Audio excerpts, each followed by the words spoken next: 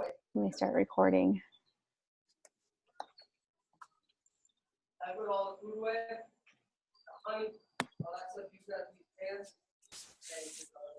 Does anyone want to go first? I can go first. I've been studying for it, so I'll go first. All right, so I'm sure that you've seen online that my theory was critical theory that I had to do. So basically what critical theory is, to me, how I've interpreted what I found out, is that it's kind of an assessment and a critique of society, and it involves being critical of the prevailing view of society, but it doesn't just seek to answer a question, it seeks to sort of emancipate those people who are under enslaved circumstances, like who are in the what's the word I'm looking for here? Now I went over all of this earlier so that I wouldn't have to keep looking at my paper, but that are having social struggles. So it kind of developed from Marxism and the School of Frankfurt in Germany. So they were big in like the beginning of this kind of theory. And the one person that I mean, there were a lot of people that were involved in it, and I included them on my paper, but the one person that I found extremely interesting was Adorno. And the reason I found him interesting was because he kind of had this theory that that modern capitalism and this whole idea of free time was like a way of the government kind of keeping the population too busy to question what they were doing, sort of, which I found extremely interesting because I sort of feel that way sometimes. Like, we're so distracted by other things that we don't question the things that maybe we should question. And so I found his ideas and his research studies very interesting.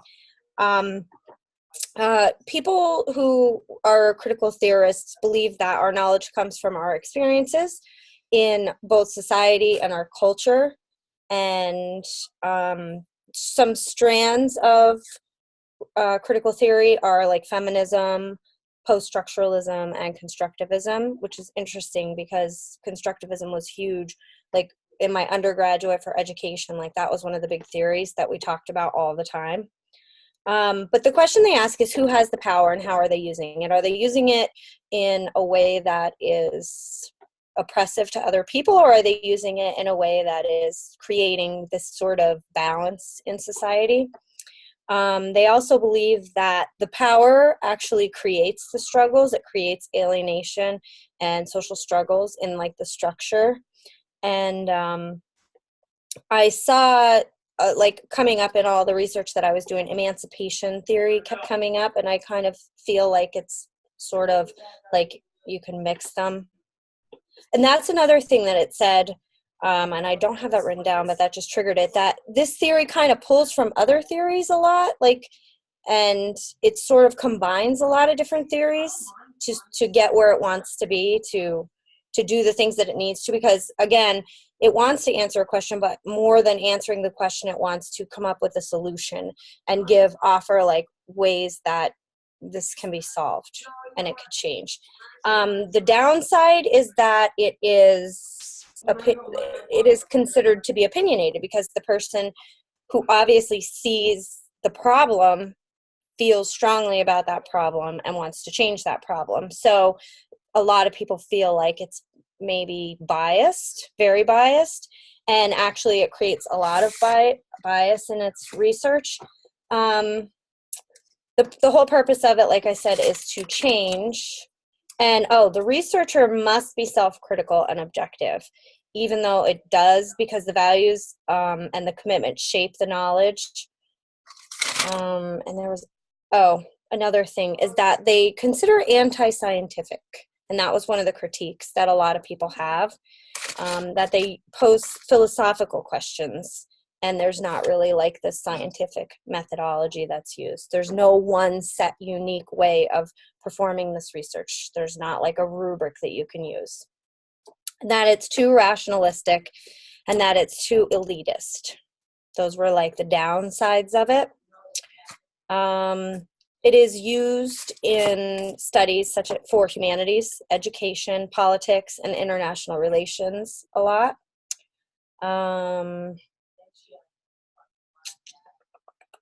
What else did I want to say? I think that's about it. It was interesting. It was a very interesting idea, interesting to learn about.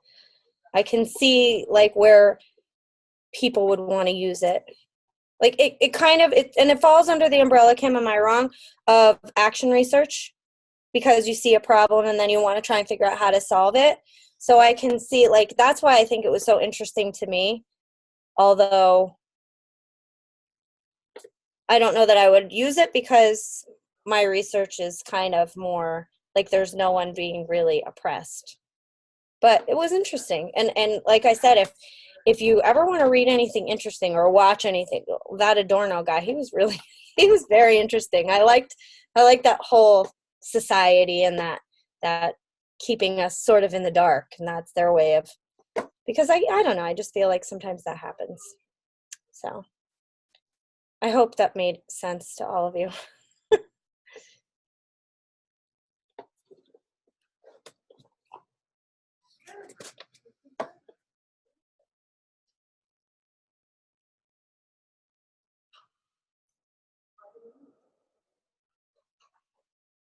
And this can be used in conjunction with like action research, ethnography now. And it really is just that lens of looking at and approaching research with that, with the idea of studying oppression and alleviating oppression. Which is funny because then you say the critique is too elitist. I know. But it's kind of that whole, like, it's your opinion. So I don't know. I feel like the more educated a person is and the more connections they have, the more likely they are to point out things that are wrong. I think that someone who is oppressed or who doesn't feel like they have a, like, that, I don't know, a leg to stand on is what I came up with. But like, I think that they would be more reserved about their opinions and not want to say something. I don't know. Like, so I can see why they would think that elitist, because it seems like, you know, that's the kind of route that takes. Very interesting, though.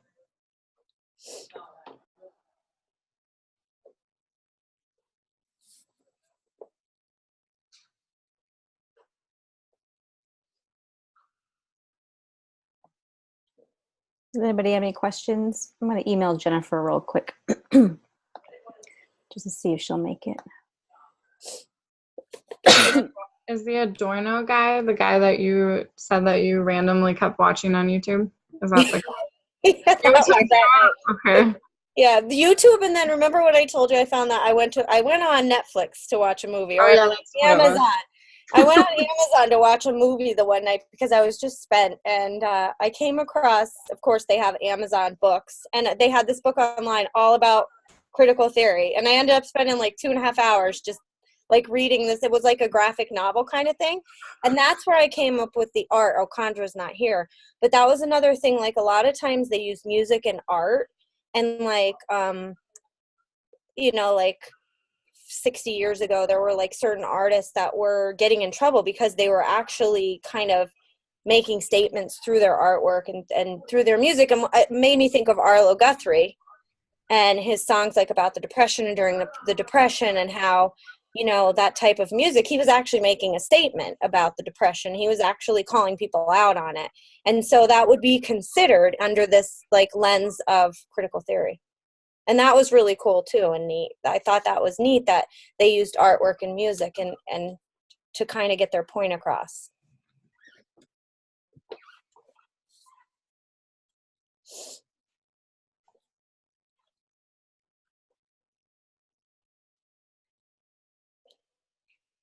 Thanks, Christy. You're welcome.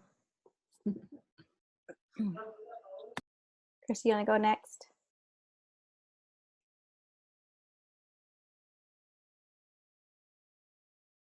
Hello, can you hear me? Mm-hmm. Okay, I was having problems earlier, so I had to get off and then retry it again. But my jigsaw was the indigenous methodology, and I chose this because when I was looking at the handouts that you first gave at the beginning of class, after looking at everything that was presented on there, indigenous knowledge was posted on there, and I was thinking about my research, and this was the method that really stood out to me, so I chose it. And indigenous knowledge is where's my handout? Sorry. But the fundamental belief is that knowledge is relational, and indigenous knowledge is relational in a way where, like for me, for example, we place, as indigenous people, we place ourselves within our clans, within the tribe. And so when we introduce ourselves, we introduce our clans first and then ourselves, because that's who we come from. And so once we tie ourselves to the clan and we tie ourselves to one another, we're able to tie ourselves to nature. And on my handout, I put a picture of stars, the universe, the cosmos, because all of knowledge that we are given and that we learn should be shared with all of creation, everything that's created. And so that type of knowledge in research, for my research, for example, I wanted to reconnect people to nature, and the way that I'll do that is by using this indigenous method, introducing the people, introducing how we relate to the land, and through our stories. And indigenous methodologies can be can include other methods to incorporate storytelling, to have other people share their personal stories, and through interviews and all these other ways of getting information, but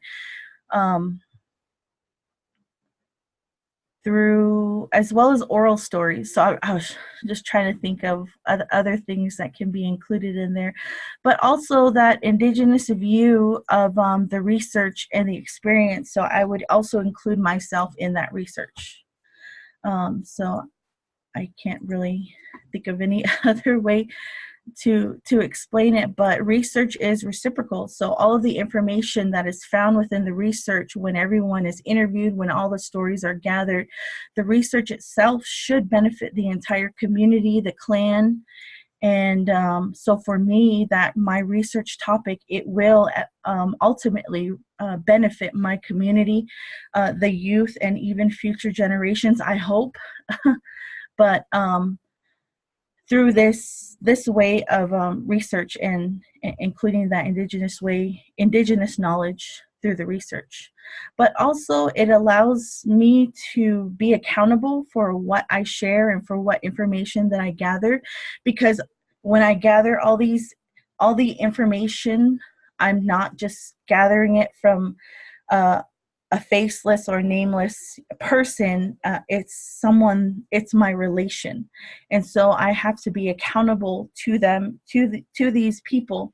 And so it will kind of just force me to make sure that all the information that is collected, and I'll be accountable for the final outcome, the product, and it is all going to be collective. It is going to be a collective work through these stories. It'll allow me to also reflect, and Christy was talking about that the research method is action research, and so this method is, to me, the way I see it, is an action type research. So and then also I was looking at works from Margaret Kovac, and so she did write a book not too long ago on the indigenous methodology. And so I think this is the the method that I'll be using for my research. And I think that's it. I hope I got everything out there.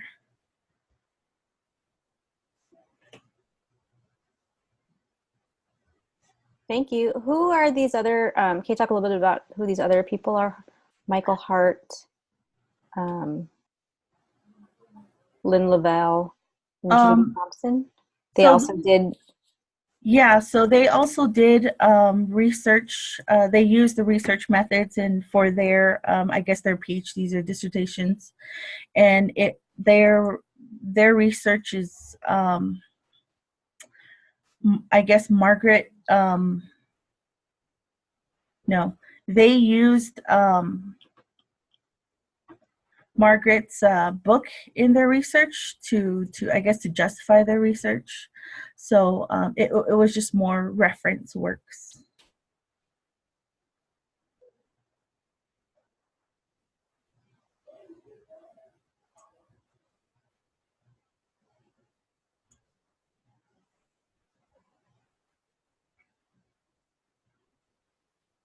Ask a question. Mm-hmm. So is it that actual research methods are done differently, or is it the overriding belief system here about everything being interconnected? Is that what sets it apart, or is there actual distinctions in how the research is done? I believe that's how it sets it apart for me, having that indigenous background and that belief system. This is what makes it different, just like how any other type of research methods wouldn't really fit, because I have to include myself as an indigenous person and my stories and my clan, because that's my identity. So I want to incorporate my identity into my work, and so this is pretty much the method to do that. Okay, thank you. There's a recent book, I'll send you the citation, and I just got it from Prescott. Did I send it in the last call? It's Place in Research. And it comes from more of a decolonizing lens, but I think there's actually a chapter in there on, I sent it to you, right? Yeah. Yeah. And so also like that connection with place and writing that into the research. And I think it has some methods in there that are a little bit different.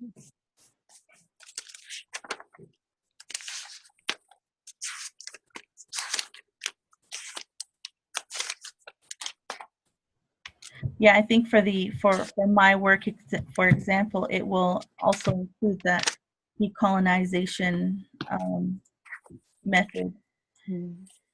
So, I mean, there's a lot of methods that can also be included, but for me, I think that that decolonization would fit perfect. Hi, Condra. We're just wrapping up. Christy talked about critical inquiry, and then Christy talked about indigenous methodology. I don't know if Jennifer's going to. Christy. Oh, she didn't hop on. Jennifer's supposed to do hers on. What's hers? PAR.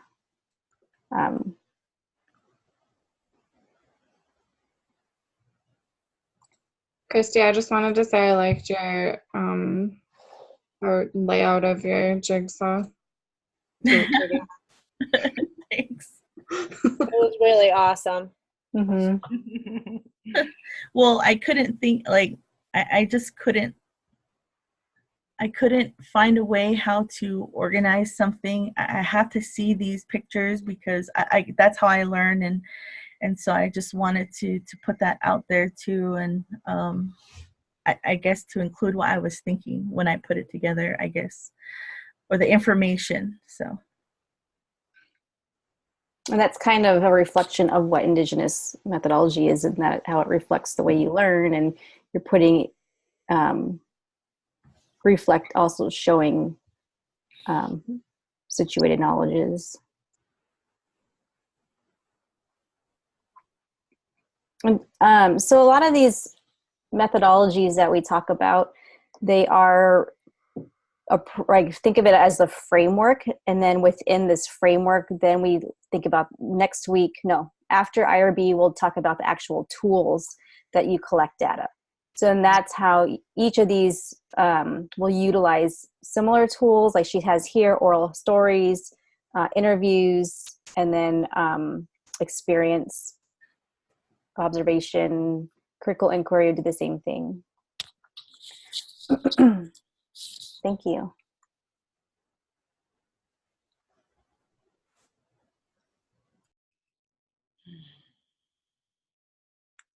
Does anybody have any questions on these two?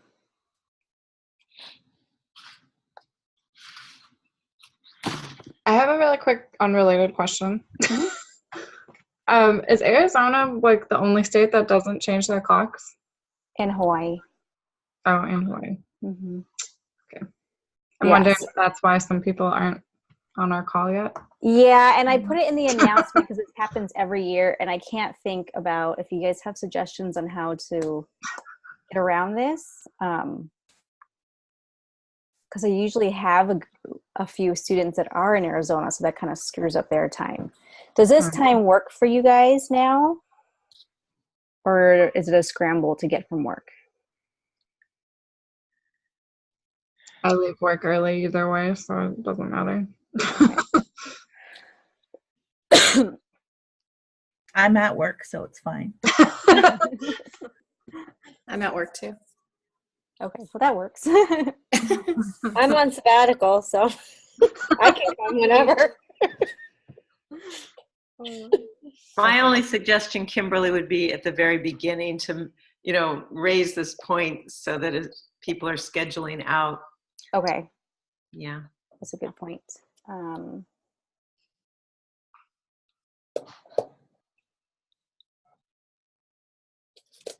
Do you guys have any other questions for the course? I don't have anything to cover because we've talked about methodologies a lot. So this can be a short call. Okay, so I do have a quick question. So in my notes from last week, I have IRB 20 questions, work in pairs or groups, and that's it. And I forget what that was. So in the IRB roundtable 6, the activity. This week's, right? Yeah, so that we're now in IRB, and I switched it up because the training is no longer free. So the activity in there is, I want you guys to, there's a link to it, and it says in groups of 2 to 3, read the Prescott College's 20 questions and group up. You guys can do this on your own time, either if it works out that you meet before, because we're going to cover this and have somebody from the IRB talk about this at colloquium. So just go through it, and the questions aren't meant to be just answered. They're just made for you to brainstorm these things and to challenge your assumptions about your questions and your ideas of research. And it's in that RT6 activity little. Okay, thank you.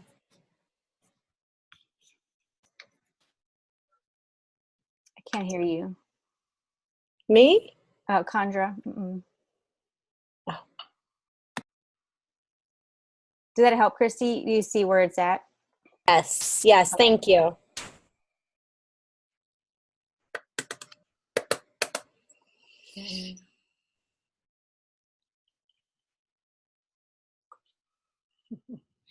Oh, that's so frustrating. Do you want to type it in the chat?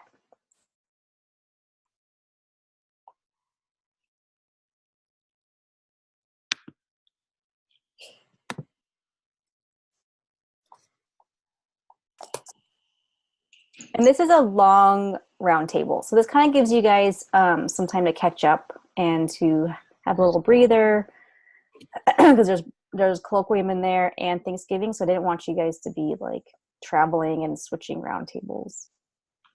That's wonderful. What was that? Okay, so it's up to you. Do the activity before Friday. So Friday we have our required session.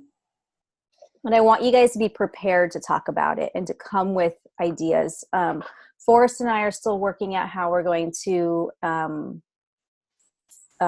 design the session, but I want you guys to come prepared and at least have talked about it with your cohort or your partners or whatever. So on a phone call or, but if it works out that you guys get there early and you can want to talk about it in person, you can do that as long as it's before Friday.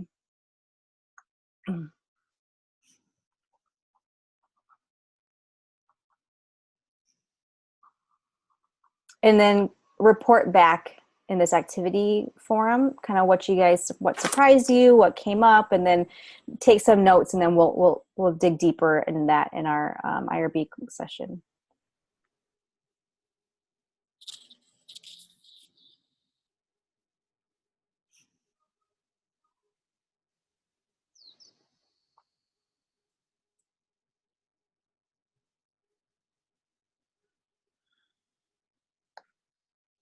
And I appreciate everyone still chiming in on the forums. I know it's like that time of semester where it's drags on a little bit. But ethics is interesting, and yeah, there's a couple more roundtables.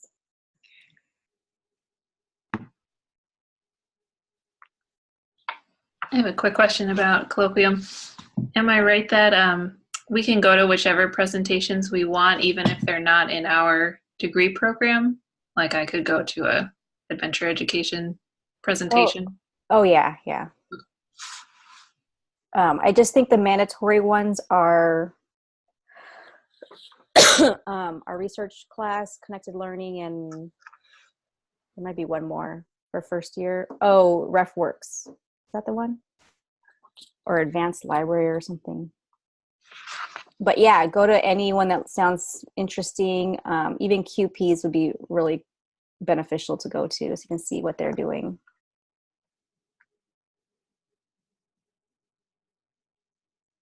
Kimberly, do you have any examples of the qualifying papers that we might be able to take a look at?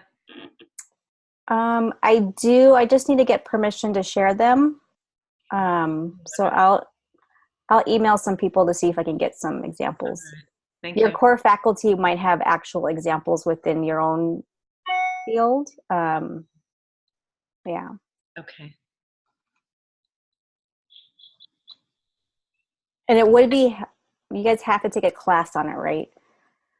Because you can always also assign that to a mentored class, to a paper, and then use that QP credit to just buff it up and make it publishable, right? Okay.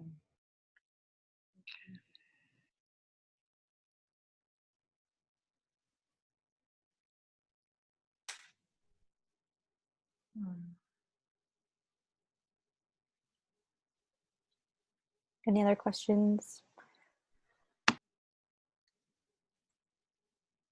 And how about the research proposal? Any samples of that? For this? I do. So I'll email them to see if I can share them, or I think I can just take off their names, and I can send you some examples. Let me write that down.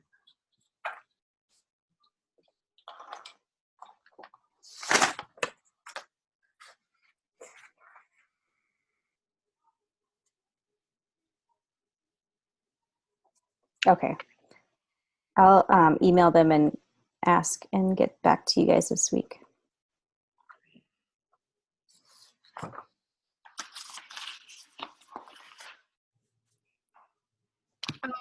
If we're doing mentored classes for next semester, when, like, are we supposed to have our contracts done? Like this first semester, we didn't have to have them done right away. Is that how it is every semester? No. So now there's an actual deadline for them, but I don't know what that is. Okay. No. It's probably you register now, right? And then you got those placeholders in. Mm-hmm. And then you probably do have to do the contracts before the semester starts, or usually before the ad drop date. Actually, that's what it is. I think that was like January 6th or something. Yeah. Okay.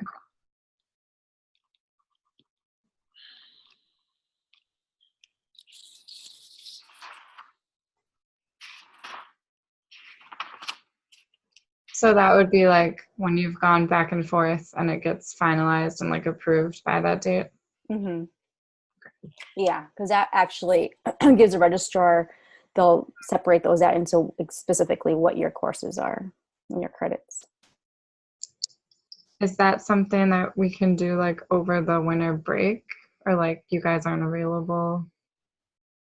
Oh yeah, I think you can do it over winter break. Okay. I'll be around. I don't know about other graduate mentors though. Okay. But they should. Yeah.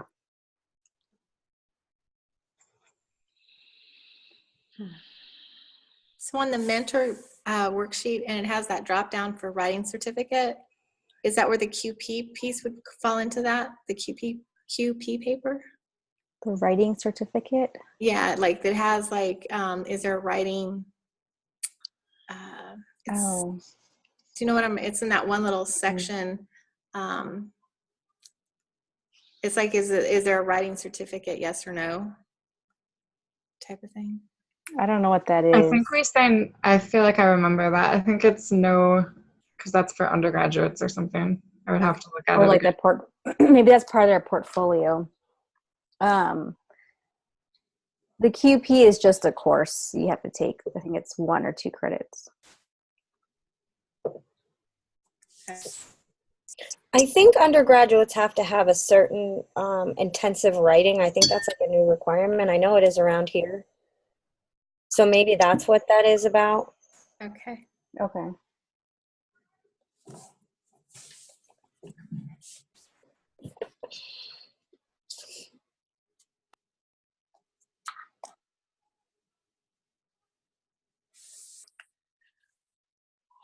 Thanks, everyone. Thank you. Have a good night. Bye, guys. Everyone. Good night.